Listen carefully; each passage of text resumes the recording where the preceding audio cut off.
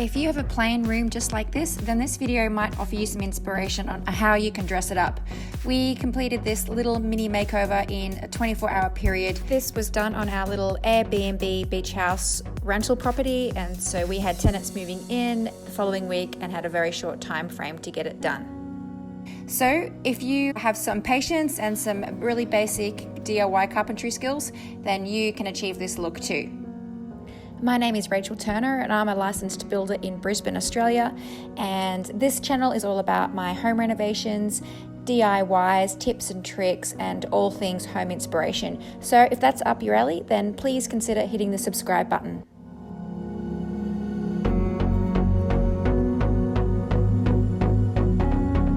So let's get stuck in. This was a little wasted space just off the kitchen in our Airbnb property, and so we wanted to turn it into a little breakfast nook / second dining area.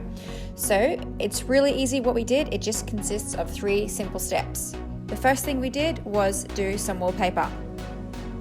Definitely no wallpaper expert, but it was easy enough to work out how to do it. We just measured the length of the wall, measured the same length for the wallpaper, and then cut it to length. After that, I just put some glue, which I bought from Bunnings, on the back of the wallpaper, making sure that I glued around the edge of the wallpaper last so that it doesn't dry.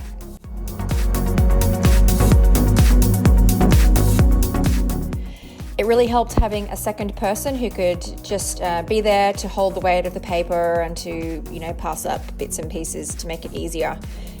Probably the hardest thing was just cutting it in around the architrave. As I went, I just made sure I wiped off the wallpaper completely with a damp cloth just to make sure there was no excess glue on the front of the wallpaper.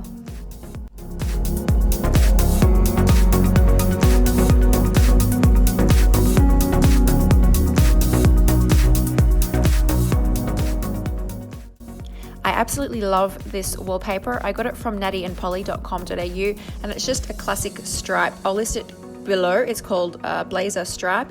We carried it through into the kitchen as well, and it's amazing how much it dressed up the 20-year-old kitchen too. The next step was the wainscoting, and Simon has never done this before, so he just kind of taught himself how to do it. Like I said, just some really basic carpentry skills, you'll be able to figure this out.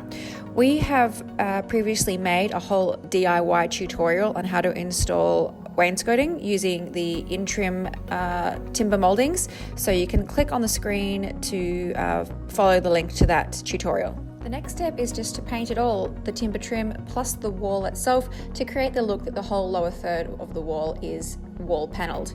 I used Dulux Vivid White. We cut in with a brush for the first 2 coats and then rolled the last coat with a little mini roller just to get a nice even finish. And I'd lost interest by the 3rd coat, so Dad painted that. Thanks, Dad. Final thing to do was just to dress and finish the space.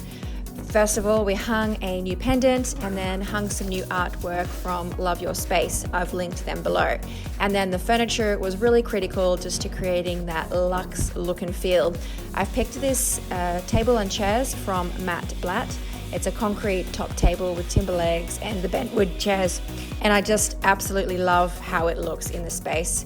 It's completely low maintenance and can really take a knocking as well. Just perfect for an Airbnb property. Our beach house is called Norfolk Cottage, and if you're interested in staying at our home, I've linked the Airbnb link below as well. It's a 4-bedroom home in Broomshead in New South Wales, which is a sleepy, gorgeous little seaside village, and it's a perfect getaway location. So feel free to check it out. Bye for now.